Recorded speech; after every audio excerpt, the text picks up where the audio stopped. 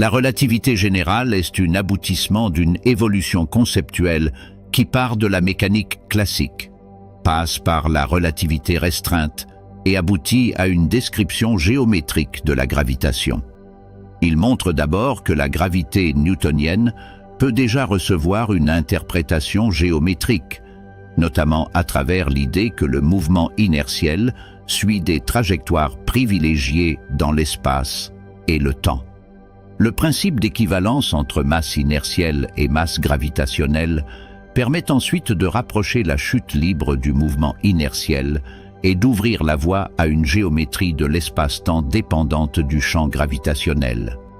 La théorie de Newton-Cartan apparaît ainsi comme une reformulation géométrique de la gravité newtonienne dans un espace-temps courbe. La relativité restreinte introduit une rupture majeure avec la mécanique classique, car la physique y est gouvernée par l'invariance de Lorentz plutôt que par l'invariance galiléenne. Cette invariance entraîne l'existence de cônes de lumière qui organisent la causalité et distinguent les événements pouvant ou non s'influencer. Lorsque la gravité est prise en compte, les trajectoires rectilignes de la relativité restreinte deviennent courbes, ce qui impose de remplacer la géométrie plate de Minkowski par une géométrie pseudo-riemannienne plus générale. La mesure du temps propre dans un champ gravitationnel ne peut donc plus être décrite par les règles simples de la relativité restreinte. C'est dans ce contexte qu'Einstein formule en 1915 les équations de champ qui relient la géométrie de l'espace-temps à la matière et au rayonnement. La relativité générale affirme alors que la gravitation n'est pas une force ordinaire, mais la manifestation de la courbure locale de l'espace-temps. La matière et l'énergie modifient cette géométrie, tandis que la géométrie détermine à son tour le mouvement des corps.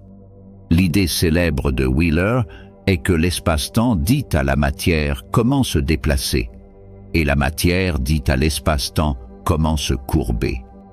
Dans les situations de champ faible et de vitesse petite devant celle de la lumière, les prédictions de la relativité générale rejoignent celles de la gravitation newtonienne.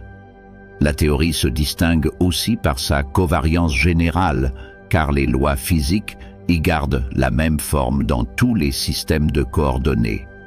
Les solutions des équations d'Einstein décrivent divers modèles physiques, notamment les trous noirs, les univers en expansion, l'univers de Gödel ou encore l'espace anti de Sitter. Enfin, d'autres théories de la gravitation existent, comme celle de Brans-Dicke, d'Einstein-Cartan ou les théories FR. Mais elles restent construites autour des mêmes grands problèmes. Comprendre le lien entre matière, énergie, espace, temps et gravitation.